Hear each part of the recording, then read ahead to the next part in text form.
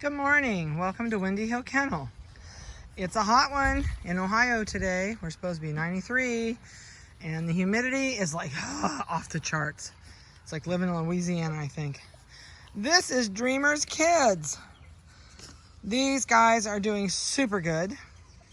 They are 7 weeks old today. And what I said, 6 days, 6 weeks, 6 days. They're close. Tomorrow they're going to be, on the 7th, they'll be 7 weeks old, I think. I grabbed a look at the chart when I went by, so it's either 7 today or 7 tomorrow. They're doing really good. They are experimental. They love to try new things. I put a big bowl of water out here to see. Oh yeah, here we go. There went a foot in. You may not have seen it. I want to see who's a water nut and who's not a water nut. If we have any water nuts in here, because I know, oh, there goes the foot in. So that's the purple collar female. So I don't know. We'll see if anybody else decides to get really ambitious with the water. Now she's going to try and do this with wet feet. I'm going to stand down here on the end. Sometimes it's fun to watch when they're learning this tunnel. They slide and they go in and out of it goofy. She's like, I don't know what to do in here. These guys are getting along really, really well. They're going in, I think it's next week, to be spayed and neutered, and then they start going home. This will be your last video. I've got weights for you. Vanessa has been working really diligently this morning. We're trying to work as a group. We're missing an employee today, and so we have Allie is here, who is our secretary's daughter and who is a blessing. She loves dogs, wants to learn how to do this. Her mom is starting to raise dogs, and I'm actually trying to talk her mom into raising bigger schnoodles since I'm not doing the bigger ones anymore. They've got 5 kids, and they range from, like, I don't know, they'll shoot me, maybe 9 to out of school and starting to go to college. So, they're doing it as a family project, and I gave them, they've got a couple of our big poodles that we don't have anymore. Abby's at their house, and I gave her a puppy years ago, and so she's got a big black standard poodle that weighs about 65 pounds, and I keep telling her, you need to do big schnoodles, because I'm not doing them anymore. So I got weights for you on collar colors. It's so nice to have their hair cut and be able to see collar colors. But this litter is really pretty much all different, so it's easy to spot puppies. Okay, let me turn this around. All right, so 8231 is the female, of course. She is 6 pounds, 10 ounces, and she's got the purple collar on. She's laying down here on the ground. She's the Merle. 8229 has got a light blue collar on right there next to her with the yin-yang face. 4 pounds, 13 ounces. So I think that female, actually, she's the biggest one in the whole bunch with the purple collar. So the light blue collared female weighs 4 pounds, 13 ounces. 8230 is a red collar male. It's the only male in here. He's the party. He just got socked on by the yellow collared puppy. And he is 5 pounds, 13.5. 8234 is a neon green collared female. She's the mini-me for Dreamer. She's the Dreamer mini-me. She says, I gotta have a cold drink of this water. And last but not least is 8264. She's the yellow collared female. 5 pounds, 1.5 ounce. She's the salt and pepper. She's actually around the corner here arguing with the male. Now they went right behind the toy, wouldn't you know it? They're doing great. They really are. They're completely weaned off of Dreamer, so they no longer will see her. She will not see them again. So I'm not sure of date-wise when they're going, but Dreamer possibly will not be here when you come. It depends on when the rescue has me scheduled to come pick her up. They're picking up Dreamer and Kevin. So those two will be leaving us, which is really sad. But Dreamer will get spayed. She'll go to a new home, and she will spend the next 7-8 years on, or hopefully a little longer than that, on somebody's couch. She's been a great dog for us. She is the last one we have that has any standard Schnauzer in it. I'm trying to talk my kids into doing some mid-size standards and breeding down to one of my miniature Schnauzers to do a line of not standards but bigger than mini, which will be about what these will be. They'll run about 30 pounders when we do that. So I don't know, we'll see, but my daughter-in-law likes straight standards, and that's fine. But we'll miss having any standards. I guess we still have a little bit of standard here because we did keep Dreamer's female from last year. So Brooke is out there, and she's the Merle that looks like your daddy. And she's a good whopping 28 to 30 pounds. So she will be here even if Dreamer's not. We'll still have a little bit of standard Schnauzer left around here. These guys are doing great. They're current on everything they can have. Depending on when you come is whether they'll have their 9th week shot or not. It really just depends on the date of your pickup. And that's getting close, I know. But with our schedule, and we've got some things going here on the kennel that we didn't expect with an employee that we're going to be losing. So the older puppies that are being spayed and neutered, this is your last litter. There's just not enough of us to go around and keep everybody in the condition we want to keep them in and do all the baths. And I'll tell you what, when you just figure toenails in this kennel right now, there are 16 toenails on each puppy. You take that times 105 that we had at one point in this before they started going home, and we trim toenails every 8 to 12 days. That's a whale of a lot of toenails. Plus the baths. Everybody gets a bath every week, which takes a lot of time. And to keep up what we like to keep up with the puppies, to keep them used to everything, and to do the enrichments that we do with each puppy, there's not time to keep going on with videos. So the puppies that are older, that are going in for spay and neuter, this will be their last litters, their video for their litter. They've been a good group. They really have. They're doing really great. A couple things, notes about miniature Schnauzers, since I'm telling mid-sized Schnauzers. So all the little poodles behind me are now yapping.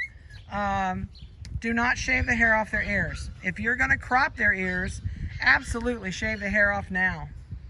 But if you're going to leave their ears natural, do not cut the hair off of their ears until they're at least 8 to 9 months old. And I know you think that's goofy, but here's the deal.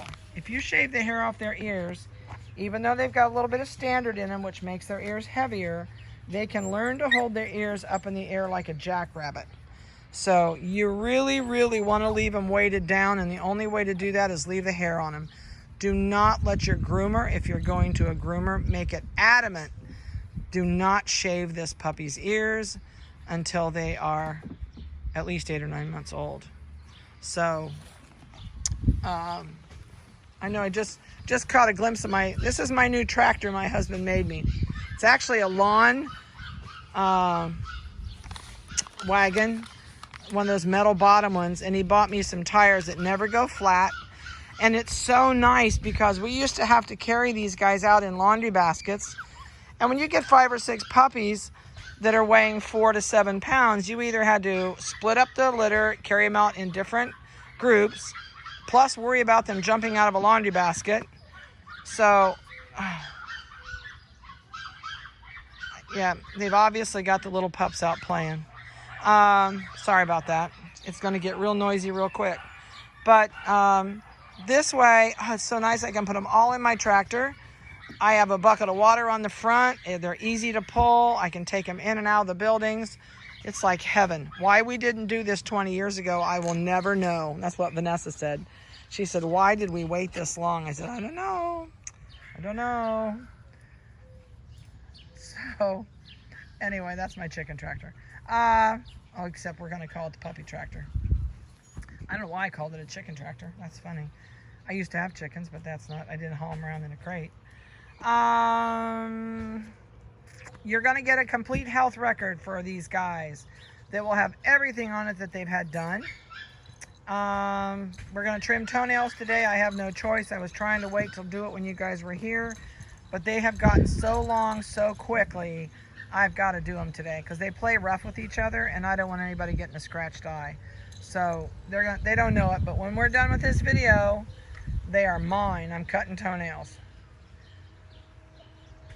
Got to have it done. They're busy. They really are.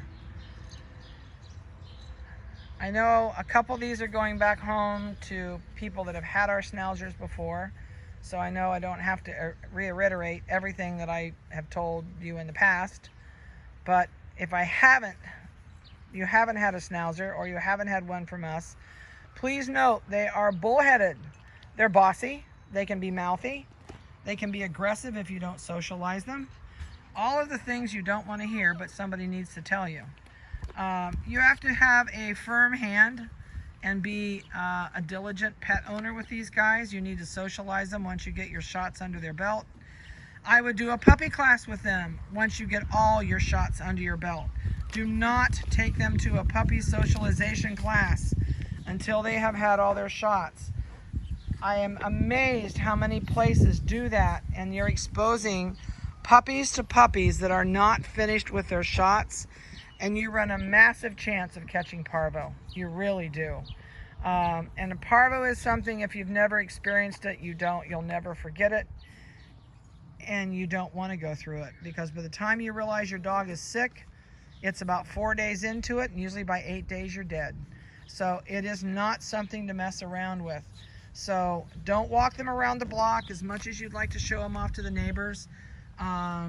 If you go into your vet's office, and you're allowed in your vet's office, do not let people pet this puppy that are there with their dog, because they could have parvo on their hand and not know it. Your puppy licks their hands, and your dog now has what their dog has. So this is like taking a baby to a pediatrician's office. It's hands off, admire from a distance, and don't touch. Do not put it on the floor at your vet's office. It's the worst place in the world to do that. And for those of you who have kids in soccer games and baseball and things outside this year, please do not take this puppy to the field, the soccer field, or any place like that to walk it, because everybody takes their dogs there. Parvo lasts in the ground for up to 6 months. Even if you can't see the feces or the urine that some dog has gone to the bathroom in an area and maybe carries the parvo virus, because it can be a carrier and not be sick, you can go home with it and contract it. Nope, there goes another foot in. So the black puppy likes water too. And so just please stick to your yard. It doesn't take too long. You know, you've got, at about 16 to 17 weeks, you're going to finish your shots. They're done every 21 to 28 days from the last date the other one was given. So if it goes home with its 9-week shot, you only have 2 more to go, and you're finished with your series, and you're much safer. But even with what they have under their belt right now, they are not safe from parvo at all. So no pet stores with them. Literally, it's like a newborn baby, and you stay home with it till you get through those shots.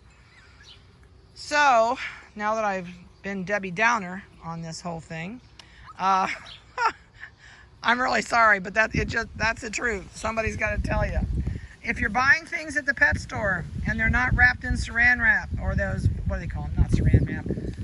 Not in a plastic package, and it's on the bottom shelves, go home and rinse it in Clorox water. Just a mild solution of Clorox water before you give it to the dog. It is amazing. I have a friend that worked at Petland for years. People bring their dogs in there. They don't care what their dogs do. She has seen people, and I have too, seen dogs hike their leg and pee on the bottom shelves because they smell other dogs and they're marking their territory.